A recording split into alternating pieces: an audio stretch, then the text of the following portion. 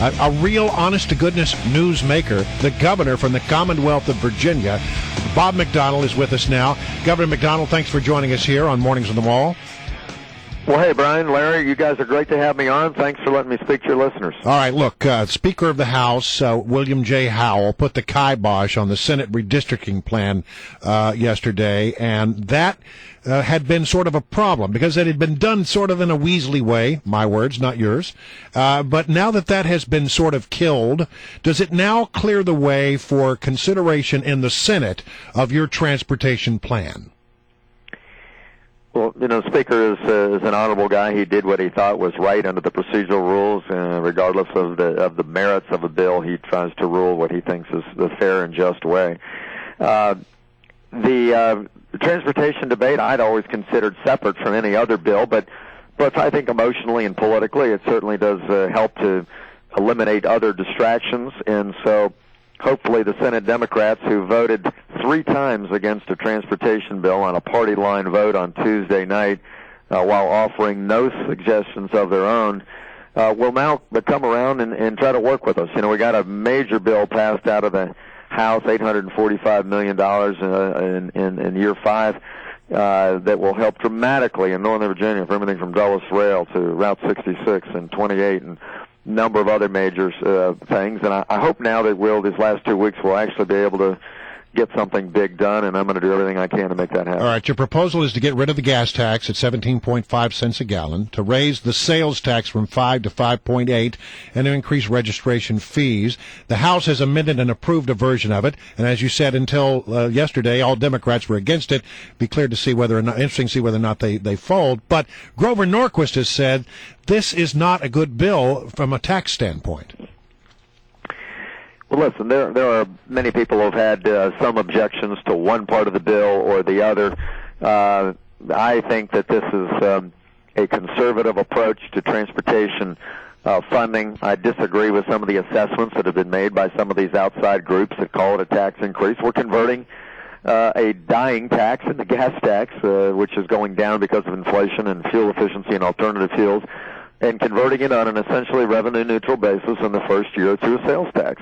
And then we're raising a user fee, $15, the registration fee. And I'd rather not do any of those, but this is what it's going to take to get it done. But a user fee, like a toll or registration fee, these are the things that we typically connect directly to transportation, and we're raising. So I think it's prudent. We're using a huge amount of general fund, about $280 million by year 5, because transportation is a priority. So I think it's a prudent way to go, and of course, there are no free lunches. To build infrastructure, we've got to have revenues. We've cut spending, we've done audits, we've used surplus, we've done a lot of things the last 3 years to get things done with a big bond package, but now it's time for a sustainable fix, and this is it. Governor McDonnell, one of those people who oppose your bill, surprisingly, is from your own party, Attorney General Ken Cuccinelli. He came out and endorsed what's being described as a more conservative alternative that puts more emphasis on sales tax versus the state gas tax. And I wonder, listen, you're in the last year of your final term. You can't run for re-election. Attorney General Cuccinelli, of course, is running for your seat. Has this undercut your efforts in Richmond? Well, no, I think you're really overstating the case. Look, I put together a plan that I said from the beginning. I didn't expect to actually sign that bill through the legislative process. There's always amendments. In fact, I endorsed a couple of amendments in the House to make it clear that if the bill passed, we wouldn't do tolls on 95. We did remove the hybrid fee that only generated about $10 million a year.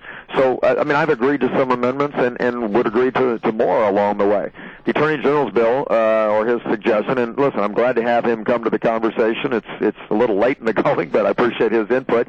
And he has endorsed most of the provisions of the bill that we suggested. It's just he's looking at increasing the gas tax over time as opposed to the sales tax. It's just a different way to a similar result. It just doesn't raise as much money and so doesn't solve as many problems. So there are multiple paths to get the job done. And so I wouldn't say if you have a little bit different idea on the approach that you oppose our bill. That's just not a fair way to say. There are multiple ways to get this done, and my guess is that we will agree to some other amendments along the way in order to find a consensus. That's just a legislative process. Virginia. Oh, Virginia Governor Bob McDonnell's our guest. Sorry to cut you off there. I thought you were done. Let me ask you. I am done. We just found out yesterday, Governor, that Secretary of Defense Leon Panetta is reducing our force in the Persian Gulf by one less aircraft carrier. We get calls every day here from people in the military or people who work in the military industry who are so concerned about the pending cuts, the sequestration cuts that seem to be looming.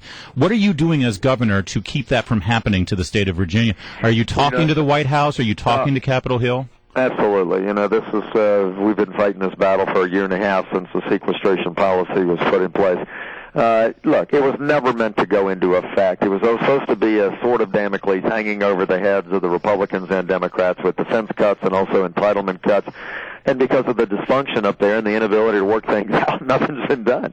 And so now it's likely to go into effect a year and a half after a year and a half of squabbling. So it's very disappointing. No leadership from the president. He's talked a good game, and yet sequestration's now going to happen, devastating to the military and to jobs in Virginia. So I've made it known to everybody that I can talk to. Our delegation, we've held rallies against it. I've gotten the defense industry to speak out against it. But we've got to cut spending. And because they cannot agree on a real entitlement reform because the president won't lead, this is all that's left. So it's very disappointing, but it looked like it may happen. It's 200,000 jobs in Virginia over 10 years.